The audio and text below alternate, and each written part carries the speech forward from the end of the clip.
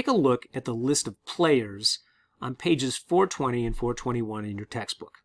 I'll wait while you get there. Okay. This is also a good time to do some reviewing. Go back and review the organizational charts and process graphs in chapters 12 and 13. So put your thumb on page 420 and 421, and then flip back to page 353. You have the flow chart of passing a bill. You can also pull out and review the Legislative Sausage Factory handout and the colorful How a Bill Becomes a Law handout. It's also a good idea to review the section in Chapter 12 called Lobbyists and Interest Groups on page 357. You can see the list of players, and I think most of them make sense to you, but there are a couple of areas I want you to look at more carefully. There are three main offices that I want you to look at. First, the Office of Management and Budget, or OMB. The OMB is part of the Executive Office of the President.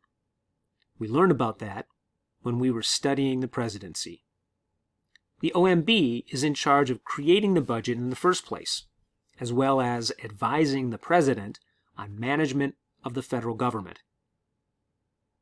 On the other side of Washington, the Congress relies on the Congressional Budget Office, or CBO. The CBO is the Congress's equivalent of the OMB. The CBO is nonpartisan, so it gives advice to Republicans and Democratic members equally. Members of Congress get the CBO to analyze policy proposals to give them clear information about the possible impact of their bills. The third office is the Government Accountability Office, or the GAO. The GAO is like Congress's monitoring agency, and they let Congress know what and how well agencies are doing with their budgets. Of course, the committees in Congress are part of the process. It's important to remember two major committees: the Ways and Means Committee in the House and the Senate Finance Committee. These committees write the tax laws, and the government can't spend money without taxation. Besides the budget committees in each House of Congress, there are also appropriations committees. The House and Senate appropriations committees are important because they decide who gets the money.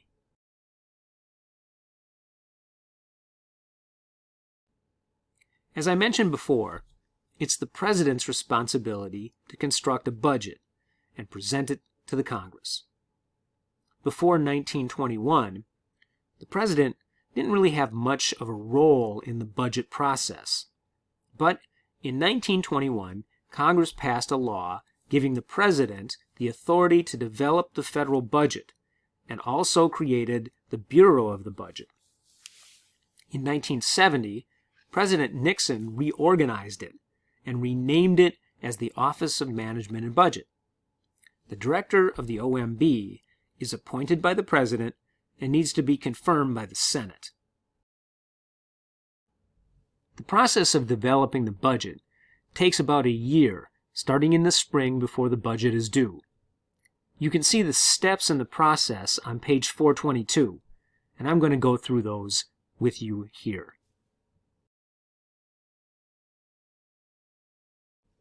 In the spring, Congress's role in the budget begins. Remember that the Congress has the power of the purse, and constitutionally has the power to authorize all federal appropriations. Besides knowing the Budget and Accounting Act of 1921, you need to know the Congressional Budget and Impoundment Control Act of 1974. This law established a specific calendar and steps in the process so that everyone knows what's going to happen and when.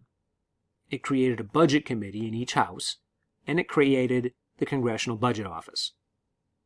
The budget committees are tasked with proposing an overall federal budget in April, and then the entire Congress agrees on a budget resolution. The budget resolution sets the goal for the entire federal budget and is supposed to be the bottom line on spending. Only after the budget resolution is passed are appropriations supposed to proceed.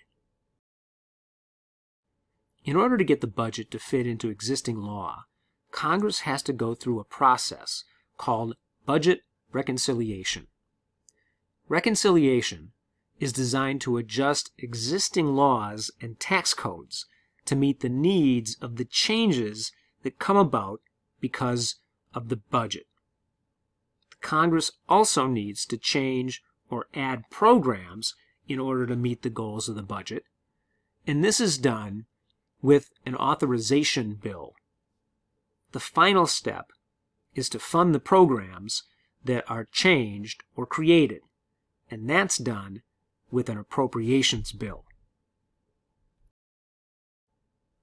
Even though this is the process that Congress is supposed to take, sometimes politics gets in the way, and Congress doesn't meet the deadlines for action on its budget calendar. If the Congress did nothing, then federal programs, departments, and offices would shut down, and people wouldn't get the services and benefits they rely on. So Congress will pass a continuing resolution that keeps the government going as it had before. Once all of the individual parts of the budget are agreed to, the budget is passed in what's referred to as an omnibus bill, so that Congress doesn't have to vote on all the separate parts. Think of the omnibus bill as a school bus. All the individual bills get on the bus, and Congress takes them to school rather than having each one drive separately. Once again, you can see in the next two charts that budgets may run surpluses or they may run deficits. The chart in the book shows important historical events between 1970 and 2010 and how they may be related to changes in the deficit. The second chart from Axios News shows fluctuations in the deficit between 1982 and 2018. The red segments in the line represent Republican presidents, and the blue segments represent Democratic presidents. The 1974 reforms have helped Congress view the entire budget early in the process.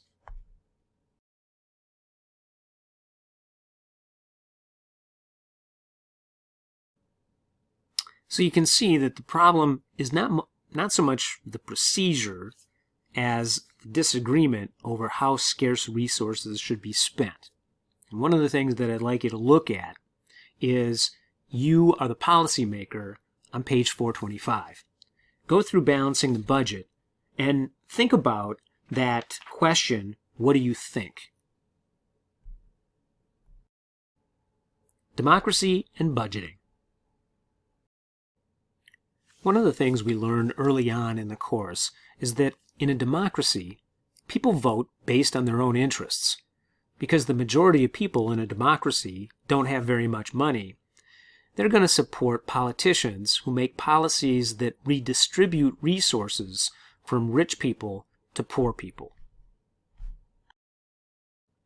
Bigger budgets come from the reality that big businesses, small businesses, and individuals all tend to like big government. Even though people complain about it, those same people support politicians who increase budgets. People like government programs, but they really do not want to pay for them. Thus, there are deficits and federal debt. Some politicians get elected on the promise to reduce government spending and cut taxes. People like to hear that, but they don't like to hear that if they don't want government deficit or a larger federal debt, they themselves will have to give up some government benefits. The budget and the scope of government. The size of the budget is the scope of government. The bigger the government, the bigger the budget. Limits on revenues can limit what the government can do. In the end, as our textbook points out, since the 1980s, policy making has been about the politics of scarcity. Even if a politician promises something that is popular, like rebuilding America's infrastructure or creating a better healthcare system, the fear of an increasing federal debt and the desire for lower taxes always constrains the government. The next two videos will be shorter and less scripted, and I'll want your feedback on which style you like better.